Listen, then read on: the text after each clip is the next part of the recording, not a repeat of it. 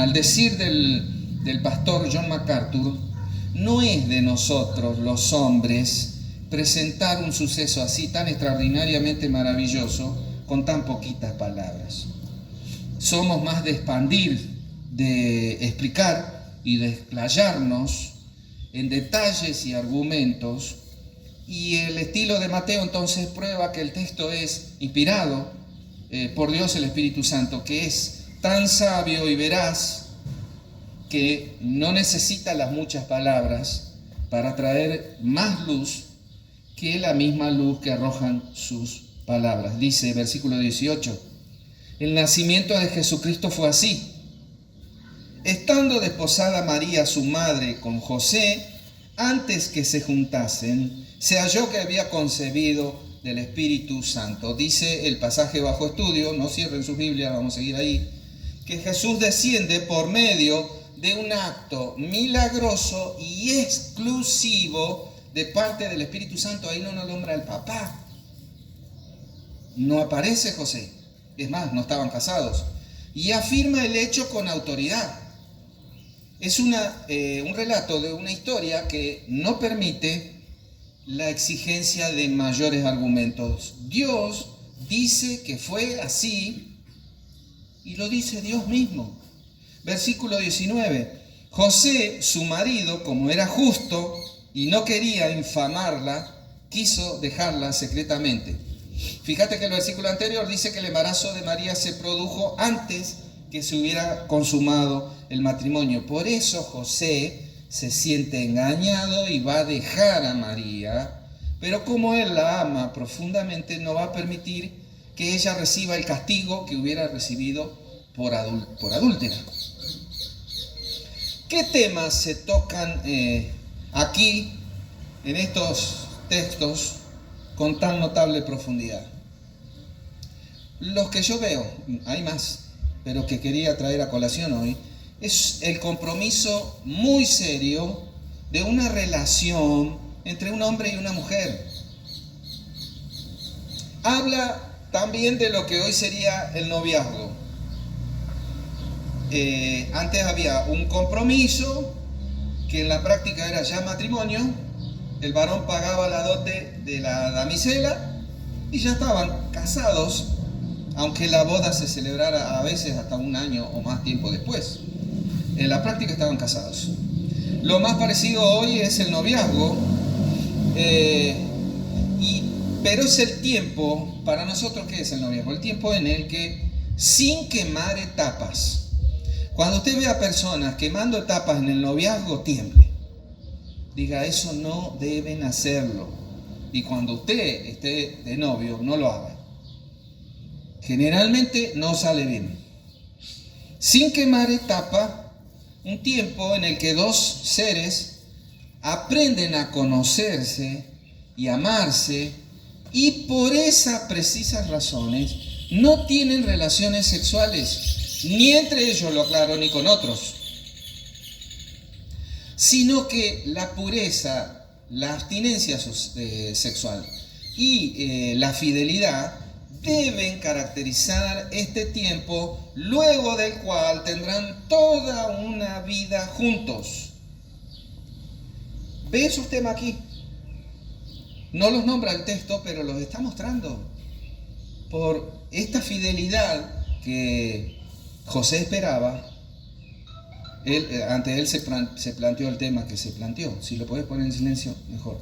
Otro tema es la piedad de José, un hombre, en todo el sentido de la palabra, no como los hombres de hoy, más preocupados por, hasta se hacen pestañas los hombres hoy. Cejas, perdón. Tan clara la tengo que pestaña, dije. Más preocupado por la apariencia que por su corazón. José la va a dejar, pero no quiere más dolor que el que ya está sintiendo. Dice el versículo 20, seguimos leyendo, y pensando él en esto, he aquí un ángel del Señor le apareció en sueños y le dijo, José, hijo de David, no temas recibir a María, tu mujer, porque lo que en ella es engendrado del Espíritu Santo es. Bueno, ahora vemos a María. ¿Qué sabemos de María? Que fue una mujer piadosa, sensible, sumisa al Señor. Eso se ve por las actitudes que ella tuvo. Creyente, por si fuera necesario decirlo, porque es creyente porque cuando se le presenta el ángel, ella nunca dudó que el ángel viniera de parte de Dios y nunca dudó que lo que estuviera diciendo fuera cierto. Ella creía lo que le estaba diciendo y fue reverente, fue agradecida, fue humilde. Y José, sabemos menos todavía de José, sabemos que era un trabajador, artesano, carpintero, teknon, es el término griego, Susana, de ahí viene tecnología. Pero lo más importante es que era un hombre justo, dice la Escritura. El ángel le llama hijo de David. Y así Dios, en la palabra del ángel, está ratificando que Jesús, el ser que iba a nacer, era heredero del trono del rey David. Todo eso dice el texto, aun cuando no lo digo. Este versículo entonces, 21, fíjate, léelo conmigo. Y dará a luz un hijo, sigue hablando el ángel, y llamará su nombre Jesús, porque él salvará a su pueblo de sus pecados. Este versículo nos dirige al segundo argumento de este mensaje, el significado profundo del nacimiento. Usted lo va a ver actuado la semana que viene. Cada cosita que usted vea tiene un profundo significado. Mateo va a expresar 2 veces, usted lo lee en el versículo 18 y en el 20, que la concepción era obra del Espíritu Santo. La frase, lo que en ella engendrado es, dice el griego, santo es. Y expresa algo profundo porque es el testimonio final del nacimiento virginal del Señor. Es el testimonio, lo que está diciendo, lo está diciendo Dios mismo. Pensá en eso porque a veces nosotros discutimos lo que el Señor dice. Por supuesto que hay objeciones a esta doctrina. El mundo ataca todo lo que sea bíblico, todo lo que sea de Dios. Ateos hubo siempre y los va a seguir habiendo. Hay objeciones mitológicas, se le dice, o sea, que es un mito, que es algo que fue inventado. Hay objeciones biológicas, por ejemplo, dicen lo que nosotros hoy sabemos, que se necesita un hombre y a una mujer, pero olvidan 2 pequeños detalles. La creación de Adán. Adán no tenía mamá ni papá. Y la creación de Eva, su esposa, sin proceso natural. Dios no necesitó el proceso natural.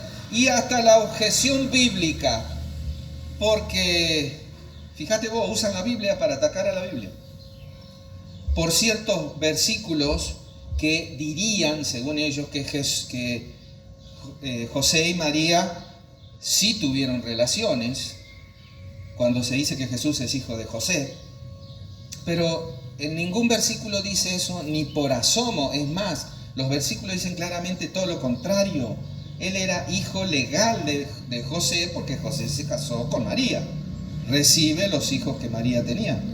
El hijo, mejor dicho, en este caso, el Señor Jesús. Pero el ángel le informa a José que María dará a luz un hijo y que deberá llamarlo Jesús. O sea, el significado del nombre quedó claro incluso antes del nacimiento. Jesús es una forma del hebreo Joshua, hasta del más simple José o de Yeshua,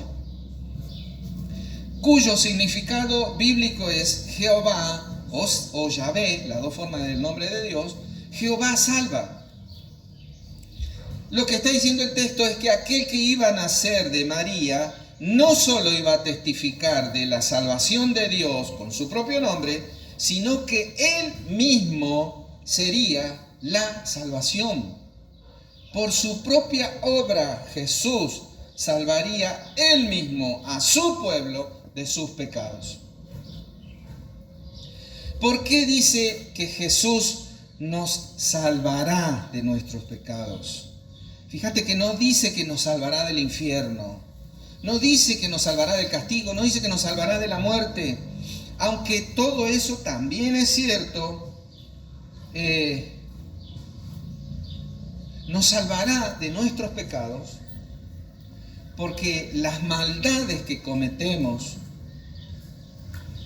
y que están guardadas en nuestro corazón, de acá sale todo lo perverso en nuestras vidas, son las que provocan nuestra muerte y merecen castigo y nos llevarán finalmente al infierno. De todo eso Él viene a salvarnos.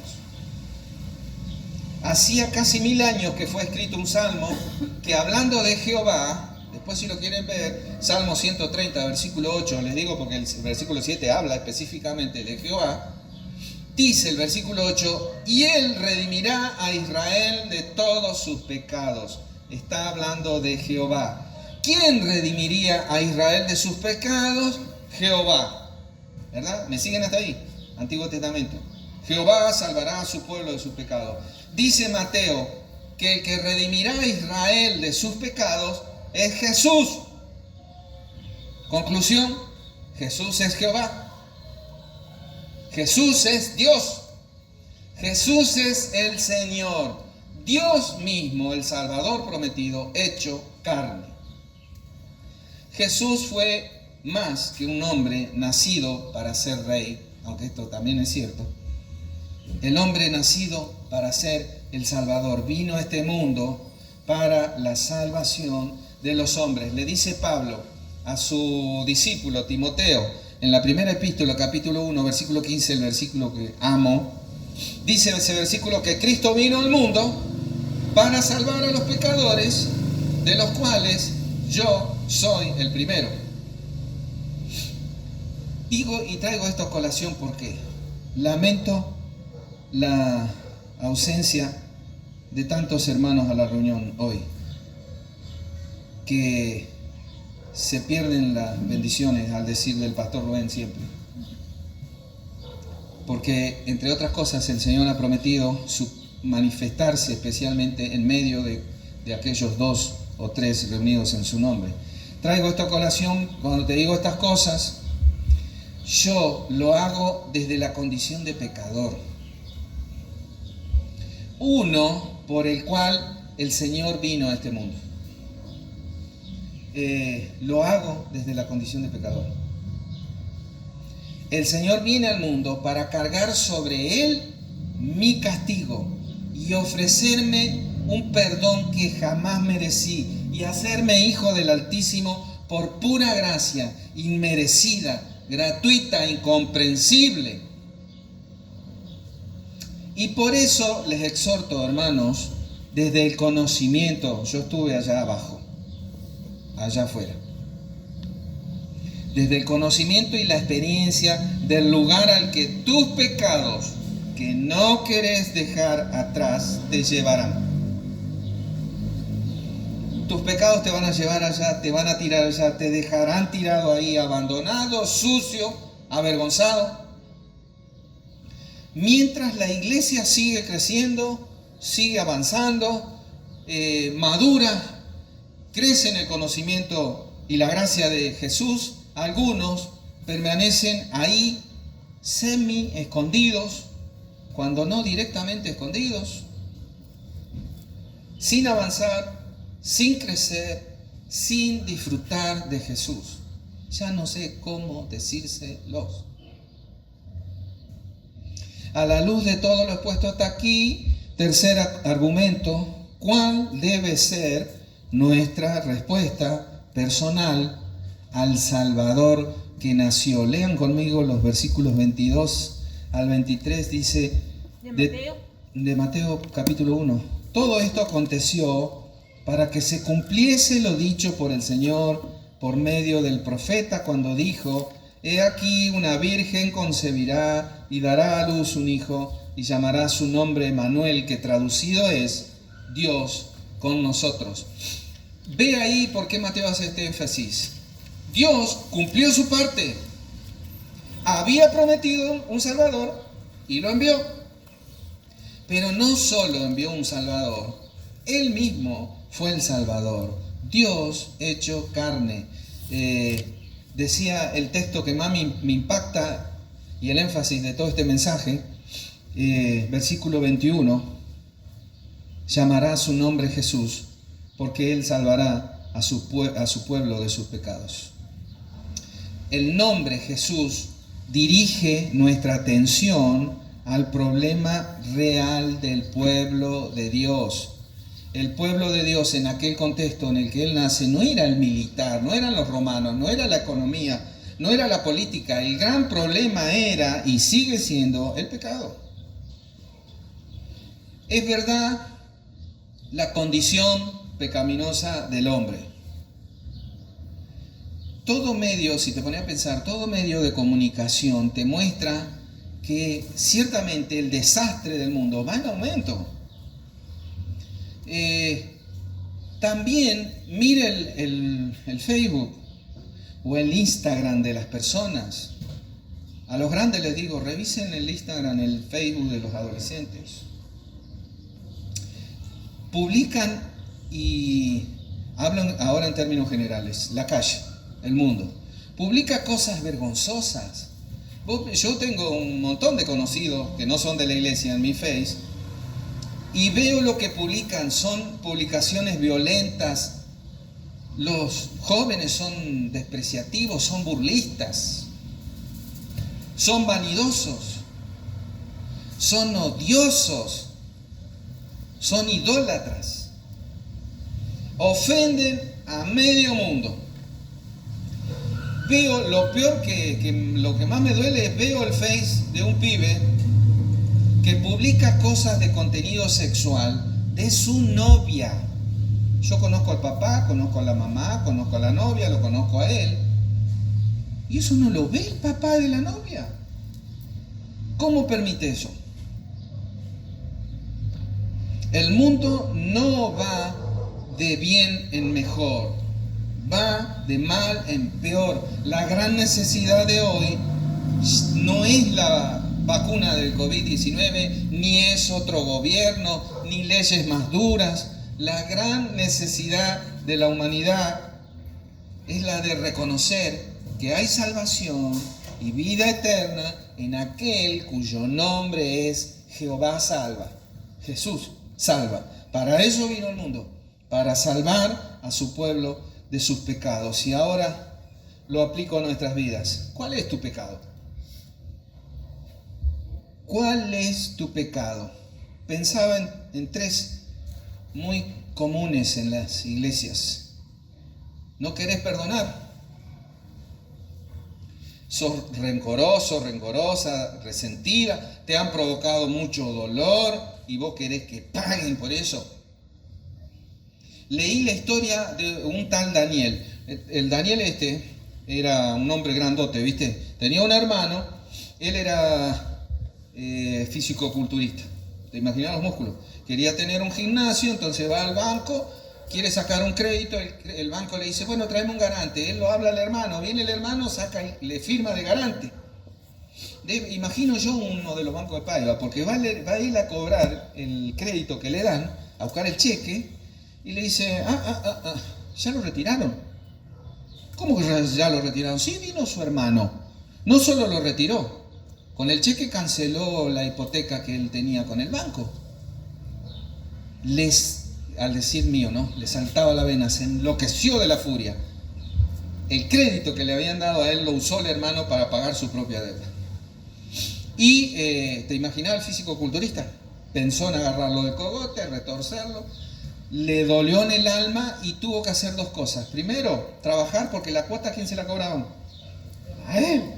Trabajar para pagar un crédito que él no había usado, que el hermano le había robado, y de todo esto sin gimnasio. En el medio de este plan de pagos, de estas 24, 36, qué sé yo, 48, 60, 72, 84 cuotas, qué sé yo cuántas, él conoce al Señor.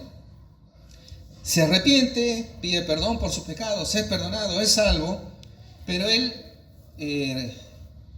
pasa a tener el problema de qué va a pasar cuando lo vea mi hermano, porque todavía estoy muy enojado con él. No soportaba la idea de mirar el rostro de la persona que lo había traicionado. Él pensaba que va a pasar cuando lo encuentre. Y al tiempo se cruzan en la calle. Cuando lo ve al hermano, el hermano todavía no lo alcanza a ver a él, pero él vuelve a sufrir el mismo dolor y vuelve a sentir todo el enojo y toda la rabia que sintió en su momento, y entonces se le manda encima. Cuando el hermano lo ve, quiere disparar. Él corre, lo agarra del brazo y lo da vuelta. Y cuando lo da vuelta, cuenta Daniel que él ve en el hermano el rostro del Padre. Ve el gesto del Padre, la mirada del Padre, la actitud del Padre. Tan parecido el hermano de él a su papá. Y entonces el enemigo vuelve a ser su hermano. Cuando lo agarra, lo abraza. Tiene la reacción de abrazar. Un físico-culturista, ¿cómo te escapa? Y en el medio de la calle, mientras toda la gente pasa, los dos hermanos se largan a llorar. Pensá en eso la próxima vez que veas a tu enemigo. Mirá en él el rostro de tu Padre. Busca en el que te ofendió, en que tanto mal te hizo, el rostro del que te perdonó a vos. De aquel que te perdonó cuando nadie tenía misericordia de vos. De aquel que, te digo más, yo me animo a decir, y estoy hablando de Jesús, de aquel que hasta lloró cuando le pediste perdón, porque para eso vino. Y después que hayas recordado que a vos se te perdonó más, concedele al otro el perdón y a vos mismo la libertad. ¿Cuál es tu pecado? ¿No le querés dar a Dios lo que es de Él? La Biblia repite incansablemente que todo lo que existe, todo lo creado es de Dios. Dios le dice a Job, al final de su libro, capítulo 41, versículo 11, dice, mirá la palabra de Dios, oíla bien. ¿Quién me ha dado a mí primero para que yo le restituya? Todo lo que hay debajo del cielo es mío.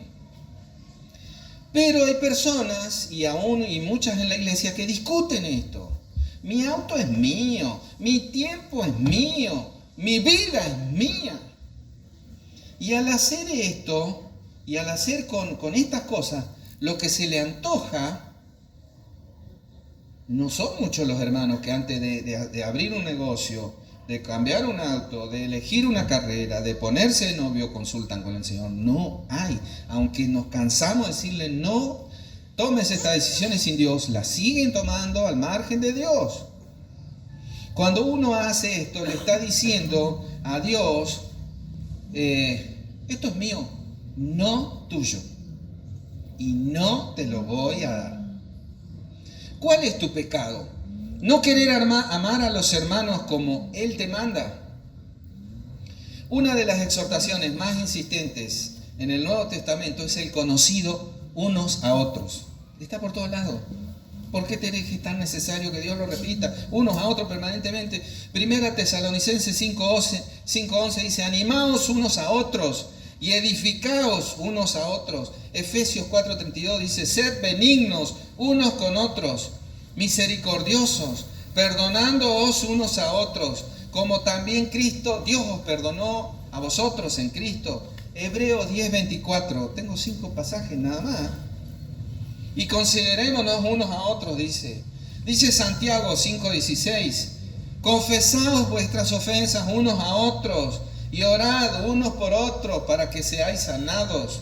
Dice Romanos 13:8, no debáis a nadie nada, sino el amaros unos a otros. ¿Qué podemos decir de todo eso? ¿Que nunca lo leímos? Que el Señor nos manda a perdonar, a ser buenos, a considerar a los demás, a confesar nuestras ofensas para ser sanados, a amar a los hermanos. Conclusiones. Pensando nuevamente en el nacimiento, fue tan simple y tan humilde el nacimiento de Jesús que uno puede perder de vista su significado y la identidad del niño de la profecía. Nació en un establo. ¿Sabe lo que era un establo? Un lugarcito donde comían los animales. Al llegar a la posada y no encontrar lugar, el posadero le dice: ahí hay un lugar, lo único que te puedo ofrecer es lo que comen los animalitos, forraje, y un lugar para que te cocines vos. 130 kilómetros caminando, desde Nazaret hasta Belén. Y llega y lo tiene a Jesús ahí. No lo reciben, no hay lugar. Con toda la necesidad que pasa, dice que lo envuelven en pañales. Pensaba esto, lo bendecida que es mi nietita con la provisión que le ha dado el Señor a través de sus papás. Los pañales eran un pedazo cuadrado de tela.